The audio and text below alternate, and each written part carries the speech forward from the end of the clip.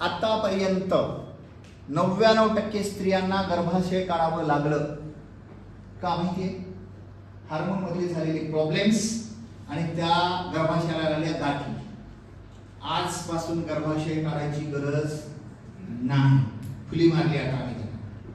जगातल्या कुठल्याही डॉक्टरांनी जर तुम्हाला गर्भाशय काढायला सांगितलं असेल, त्याला आम्ही आजपासून चॅलेंज करणार. ही गोळी तुमच्या घरामध्ये आली, ओके? सकाळी 2 गोळ्या, संध्याकाळी 2 गोळ्या.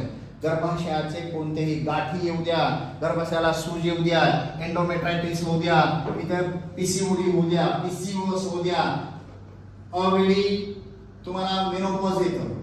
मेनोपॉज मध्ये लेडीजला असंख्य प्रॉब्लेम्स क्रिएट होतात. त्याचबरोबर स्किनचे प्रॉब्लेम्स तयार होतात, त्याचबरोबर यूटीआयचे प्रॉब्लेम तयार होतात, त्याचबरोबर लेडीजला ड्रायनेस तयार होतो, व्हाईट डिस्चार्ज होतो, रेड डिस्चार्ज होतो, असंख्य प्रॉब्लेम्स येतात. त्याबरोबर इरेग्युलर पिरियड्स तयार होतात. बरोबर आहे की नाही? आज आली 4 महिने आलीच नाही, असे पण प्रॉब्लेम येतात. काळं जातं अंगावरनं पूर्ण, गाठी गाठी जातात अंगामधून पूर्ण.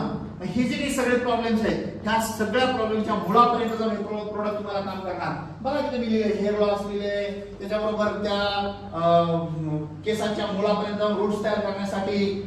लोअर अब्डॉमिनल पेन, आपण ओटीपोटात दुखणे म्हणतो बघा, पाळीच्या वेळेला ओटीपोटात दुखतं बऱ्याच लेडीजला, असह्य वेदना होतात. पण सासू काय म्हणेल म्हणून ती बिचारी तसंच गाढवासारखं काम ओढत राहते. बरोबर आहे की नाही?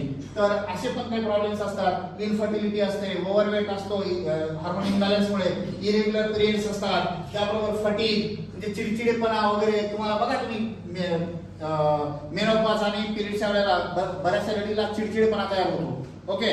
तिला कळत नाही माझं काय चाललेलं आहे ते. त्याबरोबर टेस्टोस्टेरॉनचे प्रॉब्लेम्स असतात. याच्यामध्ये बॉडी ऍक म्हणजे मसल पेन, पायाला क्रॅम्प येणे, पायाला पोटऱ्या येणे, पोटऱ्या दुखणे वगैरे होतं का नाही होतं? हे सगळं, ह्या सगळ्यांचं उत्तर हे गोळी, ओके?